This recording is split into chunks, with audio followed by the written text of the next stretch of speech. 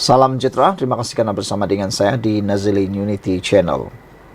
Berita yang paling mengguris hati rakyat Malaysia kemarin dan hari ini ialah tragedi Nahas Malang, tragedi pertembungan dua helikopter membabitkan aset TUDM.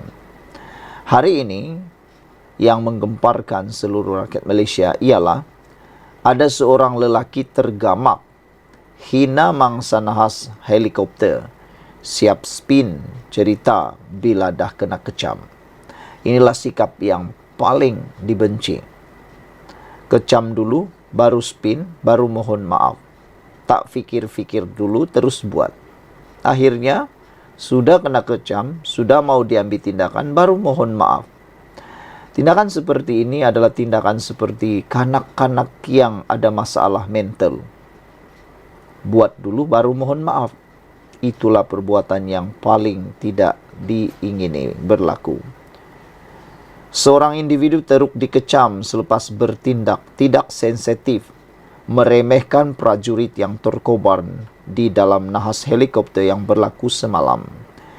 Individu tersebut meninggalkan komen berbaur jelek yang menghina kematian mereka dengan menulis, "Baru raptai dah tut, tak sempat nak perang," katanya. Saya sendiri tak berani nak sebut perkataan yang ditulis oleh lelaki. Lelaki bermasalah ini. Kita boleh sebut lelaki ini bermasalah apabila beliau tidak sensitif sama sekali perasaan rakyat Malaysia dan terlebih lagi keluarga yang telah mengalaminya. Ciapan itu ditinggalkan pada sebuah video ketika detik-detik dua buah helikopter berlanggar sesama sendiri semasa sedang menjalani latihan sambutan hari terbuka armada TLDM yang dijangka berlangsung Sabtu ini. Perkara itu mendapat perhatian orang ramai yang mahu pemilik akaun tersebut dikenakan tindakan tegas kerana tidak menghormati nahas mangsa kejadian. Begitupun selepas ciapannya tersebar di media sosial, lelaki tersebut tampil dengan kenyataan baru yang menjelaskan bahawa ada maksud tersirat di sebalik komentarnya. Dalam permohonan maafnya, lelaki itu mendakwa dia tidak berniat untuk menghina maupun mencaci prajurit yang terkorban. Namun dia cuma mengharapkan prajurit negara sekiranya terkorban bukan dalam keadaan sedemikian rupa. Salam semua, saya mohon maaf sekiranya bahasa yang telah digunakan agak kasar, katanya. Ini sebenarnya isi tersirat di sebalik komen saya semalam, kata beliau lagi. Kata beliau, takziah kepada mangsa dan keluarga mangsa. Semoga selepas ini perkara seperti ini dapat dielakkan daripada berulang di masa hadapan. Selepas punca sebenar diketahui dan langkah-langkah pencegahan dapat diambil agar tujuan mereka berkhidmat dapat dicapai dan nyawa tidak disia-siakan, kata individu tersebut. Bagaimanapun penjelasannya yang hanya menegakkan benang basah lebih memburukkan keadaan.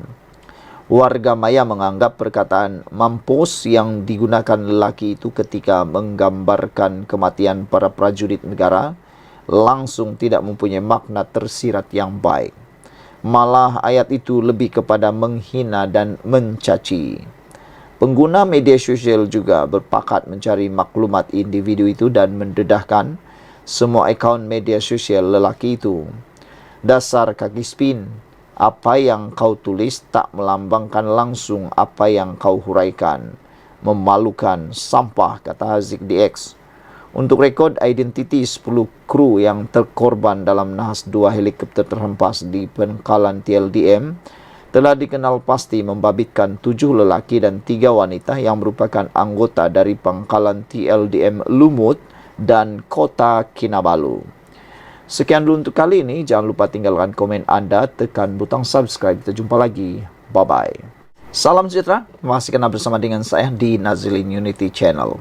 Akhirnya, lelaki yang berani mengugut Anwar dan juga melibatkan Agong kena balasan. Dapat balasannya. Apabila seorang pekebun sawit didenda RM12,000 kerana cuba menulis perkataan turunkan Anwar atau kami ... pada Ugut Agong dan Perdana Menteri, pekebun didenda. Seorang pekebun sawit dikenakan denda RM12,000 selepas didapati bersalah membuat hantaran bersifat mengancam kepada Yang di-Pertuan Agong menerusi Facebook tahun lalu. Hakim Mahkamah Session Siti Aminah Ghazali memutuskan hukuman terhadap Samsuri Ramli 45 tahun selepas tertuduh mengaku bersalah atas pertuduhan berkenaan. Mahkamah juga memerintahkan Samsuri dipenjara 6 bulan jika gagal membayar denda terbabit. Mengikut pertuduhan, lelaki itu didakwa secara sedar membuat dan memulakan penghantaran komunikasi mengancam sifatnya dalam bentuk gambar bertulis Perikatan Nasional PN BES amaran anak muda kepada YDPA Yang di-Pertuan Agong dan turunkan Anwar atau kami turunkan, kata beliau dengan niat menyakitkan hati orang. Kesalahan dilakukan melalui aplikasi Facebook dengan menggunakan profil Sam Banjar Perak pada jam 5.33 petang 13 Ogos 2023 yang kemudian dibaca di sebuah kondominium di Jalan Tong Shin, Bukit Bintang pada jam 9 malam hari sama. Pertuduhan dibuat mengikut Seksyen 233 dalam kurungan 1 kurungan E Akta Komunikasi dan Multimedia 1998 Akta 588 yang sabit kesalahan boleh didenda tidak lebih Rm50.000 atau penjara maksimum setahun atau kedua-duanya. Tertuduh juga boleh didenda selanjutnya Rm1.000 bagi setiap hari kesalahan itu diteruskan selepas pensabitan. Terdahulu, Samsuri yang tidak diwakili peguam memohon hukuman ringan atas alasan ada tanggungan ibu, isteri dan 4 anak yang masih bersekolah. Saya anak peneroka yang bekerja di Felda dengan pendapatan tidak tetap, ada kerja baru, ada gaji, katanya. Timbalan Pendakwa Raya Nurlia Eliana Nur Azmal berkata, tindakan dilakukan Samsuri tidak wajar dan tidak melambangkan kesetiaan serta kehormatan kepada raja. Jadi hukuman setimpal sebagai pengajaran perlu dikenakan supaya masyarakat tidak ambil ringan penggunaan media sosial, kata beliau lagi. Sekian dulu untuk kali ini. Jangan lupa tinggalkan komen Anda, tekan butang subscribe. Kita jumpa lagi. Bye-bye. Salam sejahtera, terima kasih kerana bersama dengan saya di Nazilin Unity Channel. Dakwa loji air tak siap kerana COVID, setepak Akmal Nasir, Perli Sanusi. Kesian Sanusi kan, balik-balik kena. Tular kembali klip ucapan Menteri Besar Kedah, Datuk Seri Muhammad Sanusi Maknor, yang mendakwa kelewatan kerajaan negeri menguruskan kerja-kerja menaik taraf loji rawatan air di Kedah itu adalah disebabkan COVID-19. Dalam sebuah program, Sanusi berkata peningkatan kos bahan juga sebagai punca kelewatan menaik taraf LRA Bukit Selambau, Sungai Petani, Kedah. Memang kita janji siap tahun 2024. Tapi tuan-tuan, puan-puan, masa kita ambil alih kerajaan tahun 2020, kita tak tahu nak mai pandemik. 2 tahun tak boleh buat apa, katanya dalam klip tersebut. Dalam video sama yang tular itu turut dicantumkan dengan video timbalan Menteri Peralihan Tenaga dan Daya Guna Awam, Akmal Nasrullah Muhammad Nasir yang turun ke Padang melihat proses pembinaan loji rawatan air di Johor. Namun apa yang menarik perhatian adalah kenyataan Akmal yang mempersoal mengapa LRA Layang 2 di Johor boleh siap pada masa yang ditetapkan, walhal tender diberikan pada garis masa yang sama, iaitu pada tahun 2020 semasa COVID-19. Kata beliau, kenapa orang lain boleh siap, tapi kamu punya banyak alasan. Benarkah kos bahan naik punca projek LRA Bukit Selambau lambat, katanya menerusi video. Ada orang komplain kos barang naik, tapi kenapa di sini boleh siap? Barang naik dekat sana semua tempat. Sebenarnya kalau buat kerja boleh siap, tambahnya lagi. Klip video tular kembali itu dimuat naik pengguna X, Abang Aji. Saudara-saudara sekalian, ini pendedahan yang benar-benar agak memalukan Sanusi. Semoga ianya boleh menjadi tauladan kepada ramai orang. Sekian dulu, ikuti terus ulasan selepas ini. Salam sejahtera, terima kasih karena bersama dengan saya di Nazilin Unity Channel. Lebih banyak Sanusi bercakap, lebih ramai sokong kerajaan perpaduan. Wow, ini satu pendedahan serangan balas terhadap Sanusi apabila Sanusi kata mereka, Perikatan Nasional akan pecah belahkan Pakatan Harapan Barisan Nasional. Retak sudah, kata Sanusi, kita akan tambah retakkan lagi sehingga berpisah. Itu macam begitu.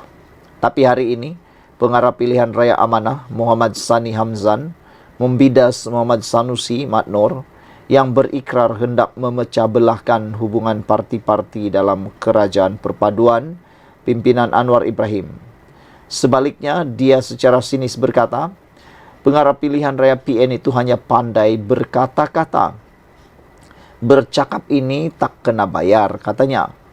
Dia sama macam menyanyilah tak kena bayar. Kerajaan perpaduan hari ini masih lagi kukuh, termasuk sokongan parti daripada Sabah dan Sarawak, katanya kepada Malaysia Kini hari ini. Semalam Sanusi berkata pihaknya akan berusaha membuat hubungan parti-parti dalam kerajaan yang menurutnya kini retak menjadi belah. Sanusi berkata demikian ketika mengulas hasrat MCA dan MIC untuk memboikot PRK Kuala Kubu Baru yang jelas memberi kelebihan kepada Perikatan Nasional. Itu masalah rumah tangga mereka. Kita akan retakkan lagi untuk menjadi belah. Mereka sudah retak, kita akan pecahkan lagi. Itu kerja politik, katanya ketika ditemui pemberita di Kuala Lumpur semalam. Mengulas lanjut, Muhammad Sani berkata, kenyataan Menteri Besar Kedah tidak akan menyebabkan PH semakin lemah. Kata beliau, setiap kali dia cakap buat kenyataan, ada ahli parlimen bersatu istihar sokong Perdana Menteri ke-10 dan hingga sekarang sudah ada 7 ahli parlimen sudah nyatakan sokongan kepada Perdana Menteri ke-10. Jadi kita minta dia terus bercakaplah supaya nanti lagi banyak ahli parlimen akan sokong kita. Katanya juga ahli parlimen Hulu Langat. Mengulas mengenai isu MCA dan MIC yang tidak mahu memberi sokongan kepada calon PH, Muhammad Sani meminta agar semua parti komponen akur dengan keputusan yang dibuat pimpinan parti dalam kerajaan perpaduan. Dia mengakui ketika era pentadbiran Barisan Nasional, parti-parti komponen seperti MCA dan MIC bebas membuat keputusan sendiri. Namun setiap situasi itu kini berbeza apabila bergabung dalam kerajaan perpaduan. Tak semua benda kita boleh dapat dan tak semua benda kita tak dapat. Kena ada menang-menang, win-win situation. Kalau semua nak tunjuk keras kepala, susahlah, kata beliau. Kalau satu hari nanti kerusi MCA dan MIC ada pilihan raya, kita akan bantu juga. Inilah sikap kita dalam kerajaan perpaduan, katanya lagi. Muhammad Sani turut menyeru agar semua pihak dalam kerajaan perpaduan berganding bahu bagi memenangi PRK Kuala Kubu Baru nanti. Kita tengok statistik pada PRN lepas, PH menang tak berapa tinggi. Jadi dengan kesepakatan kita ini, PH akan dinilai pengundi melalui kenyataan dan perbuatan kita. Kalau pengundi kita tengok kerjasama kita, ia akan beri keyakinan untuk mereka tambahnya. Sementara itu, Muhammad Sani turut mengingatkan pemimpin dalam kerajaan perpaduan agar menghentikan segera perbuatan menembak kaki sendiri. Ini selepas beberapa pemimpin parti dalam kerajaan perpaduan tampil mengkritik pentadbiran Anwar secara terbuka. Dia menasihatkan setiap isu yang timbul harus dibincangkan melalui meja rundingan bukan dengan membuat kenyataan media atau menyuarakan kritikan melalui media sosial. Saya nak komen juga pandangan semua pemimpin politik dalam kerajaan perpaduan ini. Jangan suka tembak kaki sendiri, katanya. Saya tak mahu bagi contoh yang mana, tapi ada kenyataan yang boleh sebabkan kerukunan yang kita bina musnah dan pudar. Bukan bermaksud tak boleh kritik, cuma harus kena pada medannya. Dulu medannya di acara demonstrasi, pentas-pentas ceramah, tapi bila sudah jadi kerajaan ada sedikit berbeza, katanya lagi. Beberapa komen daripada netizen kata, Amanah menang pun kerana pertolongan DAP, habis cakap banyak, parti Amanah tak akan kekal lama, tunggulah, kata Lime. Harimau Satu kata nampaknya ada masa Sanusi ini cakap betul. ARD 75 kata awak sebagai ahli parlimen pun janganlah terpekik terlolong dalam parlimen, dah macam sarkis kadang-kadang saya tengok, katanya. Selalu sangat sebagai seorang ahli parlimen kena bersikap dan bertindak profesional dengan kata-kata dan perbuatan, tak perlu menjerit-jerit dalam berhujah, katanya. Violet Minon kata, betul ke banyak Sanusi cakap masa kempen PRN Kedah hari itu? Berapa banyak Amanah menang kerusi hari itu? Sembang jelebi tapi kosong, kata Violet. Sekian dulu untuk kali ini. Jangan lupa tinggalkan komen anda, tekan butang subscribe. Bye-bye. Salam sejahtera, terima kasih karena bersama dengan saya di Nazilin Unity Channel. Hari ini Sanusi kena lagi. Ini kali dia disuruh diam. Diam sajalah Sanusi, kata Fahmi. Menteri Komunikasi Fahmi Fazil menasihatkan Muhammad Sanusi Maknur supaya menumpukan perhatian terhadap tugas dan tanggungjawabnya sebagai Menteri Besar Kedah berbanding menyibuk tentang negeri lain. Fahmi yang juga jurucakap Kerajaan Perpaduan berkata, ini kerana pengarah pilihan raya Perikatan Nasional PN itu terlalu banyak bercakap daripada membuat kerja. Saya rasa daripada dia sibuk tentang negeri lain, sibukkan diri dia untuk menyiapkan pelbagai projek yang telah beliau umumkan di negeri Kedah. Sama ada projek litar atau apa saja, dia ini sembang banyak, tapi projek yang siap tak banyak, kata Fahmi. Berbeza dengan Menteri Besar Selangor. Umum projek pembangunan dan kita dah lunaskan, tunaikan, siapkan. Jadi, Menteri Besar Kedah ini, dahlah dia ada kes hasutan melibatkan Tuanku Sultan Selangor. Jadi saya rasa diam sajalah Sanusi, kata Fahmi. Dalam sidang media selepas majlis menandatangani memorandum persefahaman antara Pertubuhan Keselamatan Sosial Porkeso dan Perbadanan Kemajuan Filem Nasional Malaysia FINAS di Kuala Lumpur hari ini. Sanusi semalam berkata tindakan MIC dan MCA untuk memboikot PRK Kuala Kubu Baharu memberi kelebihan kepada Perikatan Nasional. Pemimpin PAS itu juga berkata pihaknya mahu meretakkan lagi hubungan kerajaan PHBN yang menurutnya kini telah pun sedia retak. Kita akan retakkan lagi untuk menjadi belah. Mereka sudah retak, kita akan pecahkan lagi. Itu kerja politik, katanya ketika ditemui pemberita di Kuala Lumpur. Kerusi Dewan Undangan Negeri Kuala Kubu Baharu kosong berikutan kematian penyandangnya Lee Ki Hyong pada 21 Mac lalu selepas dia mewakili kawasan berkenaan sejak 2013. Suruhanjaya Pilihan Raya SPR menetapkan hari mengundi pada 11 Mei, manakala hari penamaan calon adalah pada 27 April. Tarikh pengundian awal pula ditetapkan pada 7 Mei depan.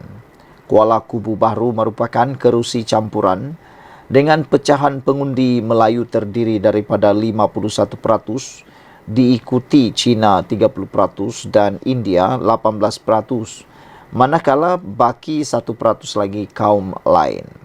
Saudara-saudara sekalian, ada beberapa komen daripada netizen supaya Menteri Besar Kedah juga betul-betullah bekerja.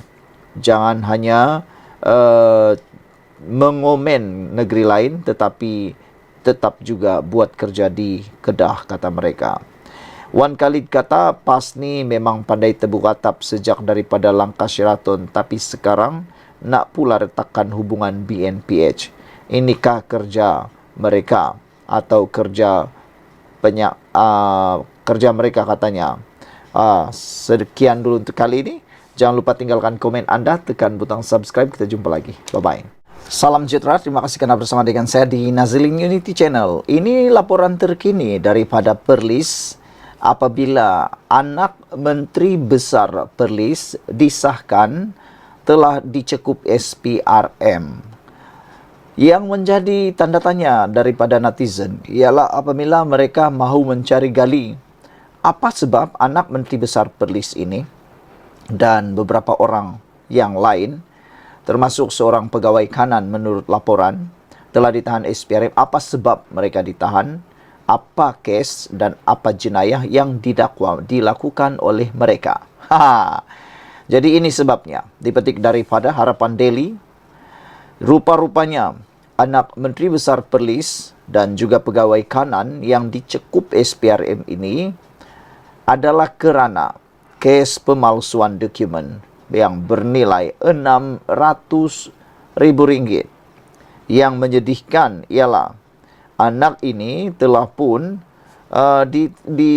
ditahan, direman untuk membantu siasatan berkaitan pemalsuan dokumen dan tuntutan palsu.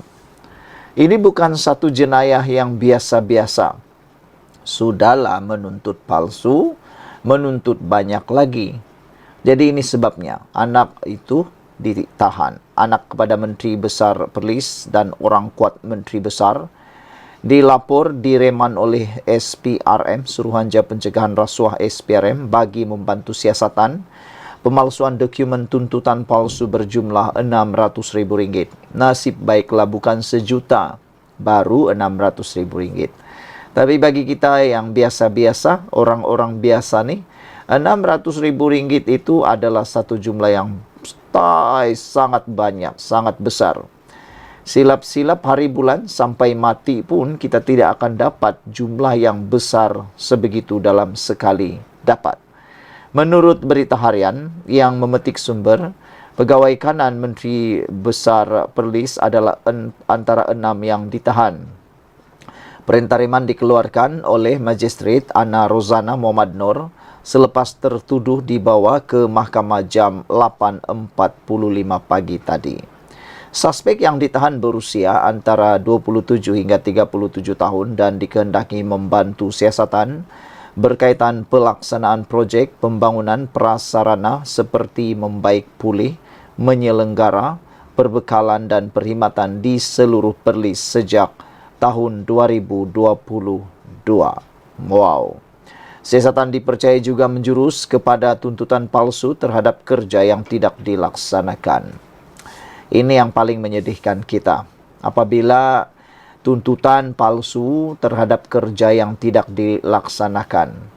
Bukanlah kita kata yang lain itu boleh dilakukan, tetapi sekurang-kurangnya kalau ada kerja dilakukan, tuntut lebih sedikit, itu bolehlah terima sikit-sikit kan. Tapi yang ini tidak buat tiada dilaksanakan, tapi menuntut palsu, ini sesuatu perkara yang memang mendukacitakan. Suspek yang ditahan itu dipercayai berperanan sebagai pemilik syarikat, kontraktor dan penjawat awam di Pejabat Pentadbiran Setiausaha, Kerajaan Negeri dan Pejabat Menteri Besar Perlis, kata seperti dilapor. Beliau berkata suspek ditahan antara jam 7 hingga 8 pagi semalam. Perlis dan siasatan dilakukan mengikut Seksyen 18 Akta SPRM.